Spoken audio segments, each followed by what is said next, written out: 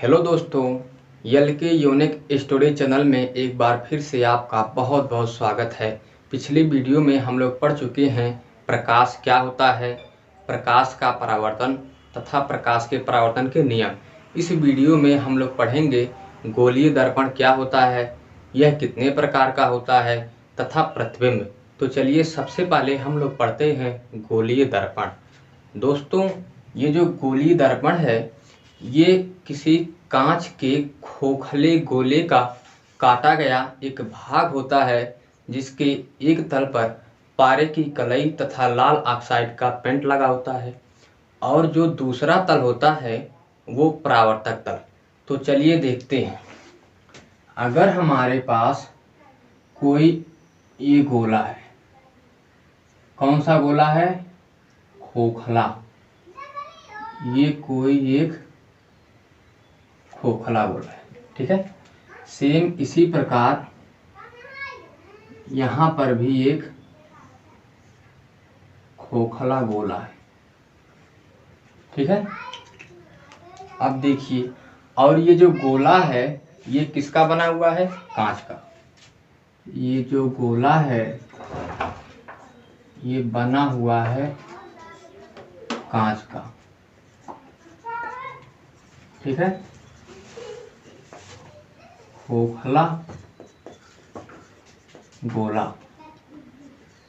Same इसी प्रकार ये भी है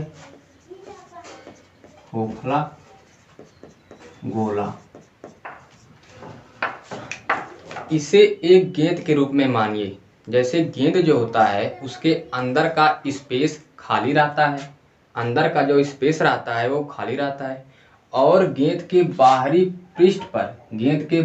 पृष्ठ पर जिस प्रकार रबर का लेयर बना हुआ होता है उसी प्रकार यहाँ पर मानिए कि इसके बाहरी पृष्ठ पर कांच का लेयर बना हुआ है, ठीक है। अब देखिए, अब अगर हम लोग क्या करें, इस खोखले गोले को जो कि कांच का बना हुआ है, इस पहले वाले खोखले गोले में इसके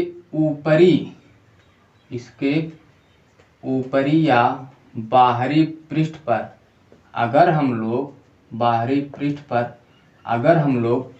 पारे की कलई तथा लाल ऑक्साइड का पेंट कर दें, इस पहले वाले गेंद के ऊपरी या बाहरी पृष्ठ पर पारे की कलई तथा लाल ऑक्साइड का पेंट कर दें और इसी का उल्टा इस वाले खोखले गोले के अंदर वाले पृष्ठ पर, कहाँ पे? अंदर वाले पृष्ठ पर अगर हम लोग पारे की कलई तथा लाल ऑक्साइड का पेंट कर दें तो ये बनेगा कुछ इस प्रकार से। अब देखिए, ये वाला जो गोला है इसके बाहरी पृष्ठ पर, ऊपरी पृष्ठ पर, ये वाला जो गोला है इसके नीचे वाले आंतरिक पृष्ठ पर क्या हम लोग किए हैं? पारे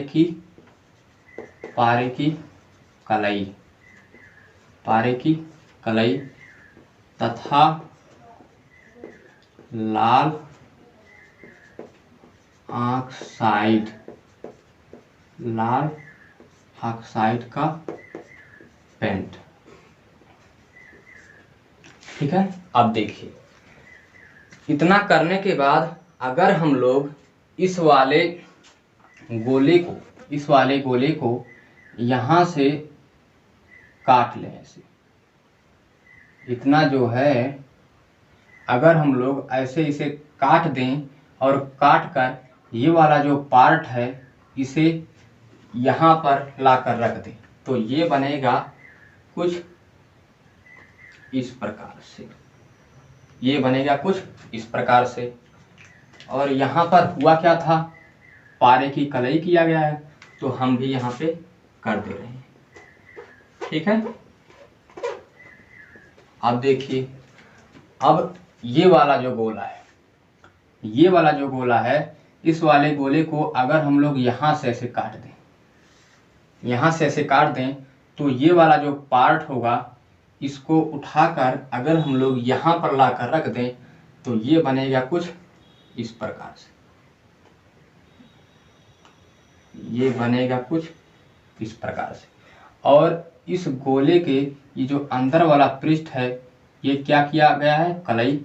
तो हम भी यहाँ पे क्या करते रहे हैं, कलई। ठीक है। अब देखिए ये जो बाहरी पृष्ठ था ये कलई किया गया था, बाहरी पृष्ठ, और जो अंदर वाला पृष्ठ था ये वाला पृष्ठ, और इसके जो बाहर वाला पृष्ठ था ये जो पृष्ठ है ये परावर्तक पृष्ठ है या परावर्तक तल,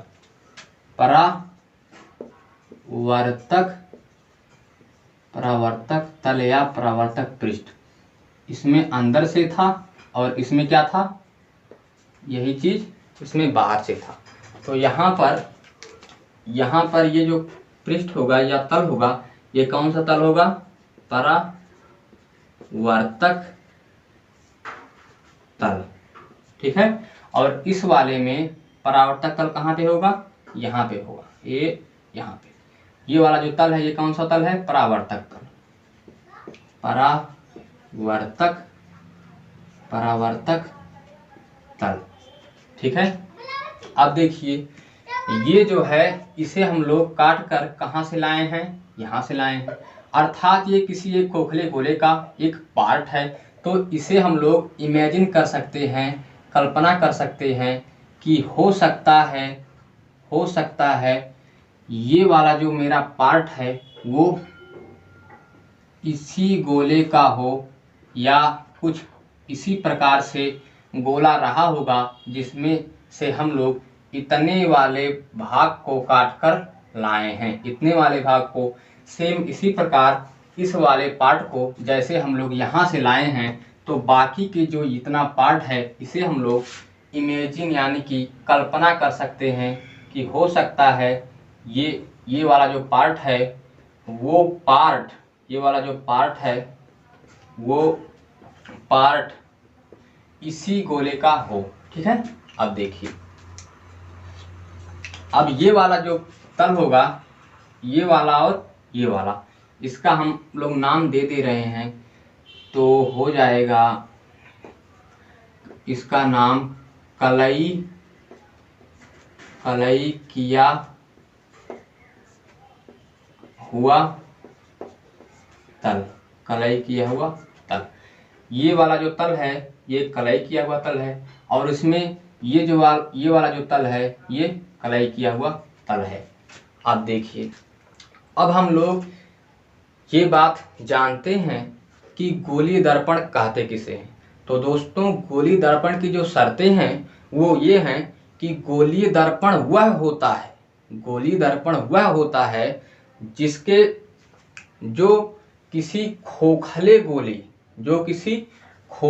गोले का काटा गया वह भाग होता है, किसी खोखले गोले का काटा गया वह भाग होता है जिसके एक तल पर पारे की कलई तथा लाल ऑक्साइड का पेंट, जिसके एक तल पर पारे की कलई तथा लाल ऑक्साइड का पेंट, और दूसरे तल पर या दूसरा तल परावर्तक तल होता है, उसे हम लोग गोलीय दर्पण कहते हैं। किसे, जिसके एक तल पर पारे की कलई तथा लाल ऑक्साइड का पेंट और दूसरा तल परावर्तक तल होता है, तो उसे हम लोग गोलीय दर्पण कहते हैं। यहाँ पर ये दोनों बातें इन दोनों में मिल रही हैं, या दोनों बातें इसमें फॉलो कर रही हैं। तो हम लोग इसे क्या कह सकते हैं, हम लोग इसे कह सकते हैं कि भाई ये और ये दोनों क्या हैं, ये दोनों हैं गोलीय दर्पण। ये दोनों क्या हैं, गोलीय दर्पण। तो मेरे हिसाब से आपको समझ में आ गया होगा कि गोलीय दर्पण क्या होता है। दोस्तों अब हम लोग पढ़ते हैं गोलीय दर्पण के प्रकार। तो गोलीय दर्पण दो प्रकार का होता है, एक जो होता है अवतल दर्पण और दूसरा जो होता है उत्तल दर्पण। अगर हम लोग अवतल दर्पण की बात करें तो अवतल दर्पण ये कहता है कि भाई इस दर्पण में ये जो परावर्तक तल है, ये जो परावर्तक तल है ये दबे हुए तल से होना चाहिए, और ये जो कलई किया हुआ तल है वो उभरे हुए तल से होना चाहिए। तो वो जो दर्पण होगा वो होगा अवतल दर्पण।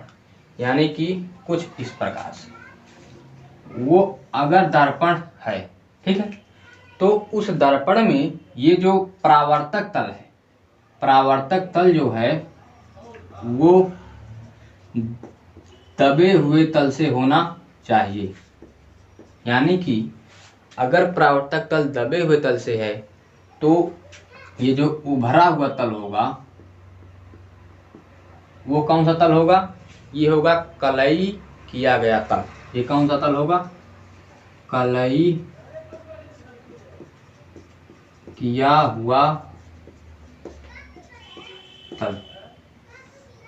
ठीक है, तो इस प्रकार के दर्पण को कि एक ऐसा दर्पण जिसमें परावर्तक तल, ये कौन सा तल है?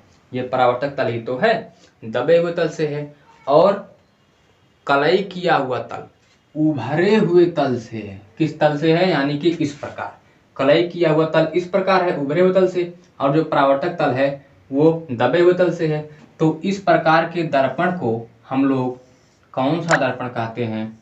इस प्रकार के दर्पण को हम लोग कहते हैं अवतल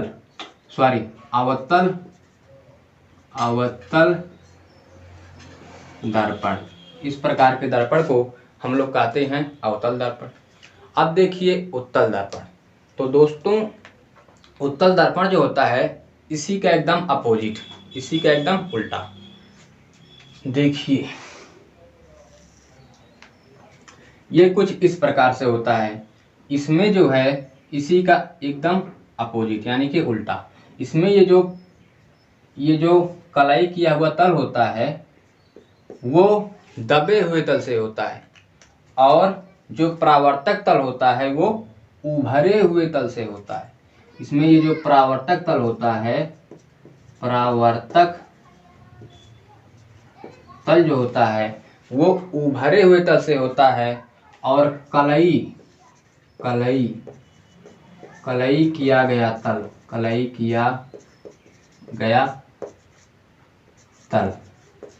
किया गया तल इसमें जो है वो दबे हुए तल से होता है। तो इस प्रकार के दर्पण को हम लोग कहते हैं उत्तल दर्पण। इस प्रकार के दर्पण को हम लोग कहते हैं उत्तल दर्पण। ठीक है, तो दोस्तों मेरे हिसाब से आपको दर्पण समझ में आया होगा। दोस्तों एक बार फिर से हम आपको रिवाइज करा दे रहे हैं। तो गोली दर्पण, दोस्तों ये जो गोली दर्पण होता है ये कांच के किसी खोखले गोले का काटा गया एक छोटा सा वह भाग होता है जिसके एक तल पर पारे की कलई तथा दूसरे तल पर लाल ऑक्साइड का पेंट होता है, उसे हम लोग क्या कहते हैं? गोली दर्पण। ठीक है, यहाँ पर ये दोनों क्या हैं? यहाँ पर ये दोनों गोली दर्पण है। अब बात आती है गोली दर्पण के प्रकार। तो दोस्तों गोली दर्पण दो प्रकार का होता है। इसे हम लोग बांटते कैसे हैं? गोली दर्पण को हम लोग इसके परावर्तक तल, कलई किया हुआ तल, परावर्तक तल, कलई किया हुआ तल के आधार पे डिवाइड करते हैं। तो पहले की बात अगर हम लोग करें अवतल दर्पण, तो अवतल दर्पण वह होता है जिसमें ये जो परावर्तक तल है ये दबे हुए तल से होता है, और जो कलई किया हुआ तल है वो उभरे हुए तल से होता है। यानी कि कहीं पर अगर ऐसा दर्पण है जिसमें परावर्तक तल दबे हुए तल से है और कलई किया हुआ तल उभरे हुए तल से है, तो इस प्रकार के दर्पण को हम लोग कौन सा नाम देते हैं? अवतल दर्पण। अब बात आती है उत्तल दर्पण की। तो उत्तल दर्पण जो होता है वो इसी का एकदम उल्टा होता है। यानी कि यहाँ पर जो है परावर्तक तल दबे हुए तल से है, तो यहाँ पर परावर्तक तल उभरे हुए तल से है, और यहाँ पर ये जो कलई किया हुआ तल है ये उभरे हुए तल से है, तो यहाँ पर कलई किया हुआ तल दबे हुए तल से है। यानी कि दोनों एक दूसरे के अपोजिट हैं। तो इस प्रकार के दर्पण जिसमें कलई किया हुआ तल दबे हुए तल से हो और परावर्तक तल उभरे हुए तल से हो तो इस प्रकार के दर्पण को हम लोग उत्तल दर्पण कहते हैं। दोस्तों, मेरे हिसाब से आपको समझ में आया होगा कि गोलीय दर्पण क्या होता है, यह कितने प्रकार का होता है। इसको आप लोग नोट कर सकते हैं। वीडियो बड़ा होने के कारण इस वीडियो में हम लोग प्रतिबिंब को नहीं पढ़ेंगे। प्रतिबिंब को हम लोग अगले वीडियो में पढ़ेंगे और ये भी हम लोग सीखेंगे कि ये बिंदु C क्या होता है, ये मुख्य अक्ष क्या होता है और ये बिंदु P क्या होता है। अगर आपको वीडियो अच्छा लगा है, आपको समझ में आया है तो कमेंट ज़रूर कीजिए, चैनल को सब्सक्राइब कीजिए, वीडियो को लाइक कीजिए। तब तक के लिए बाय बाय। अगले वीडियो में हम लोग पढ़ेंगे प्रतिबिंब क्या होता है और यह कितने प्रकार का होता है। तब तक के लिए बाय बाय।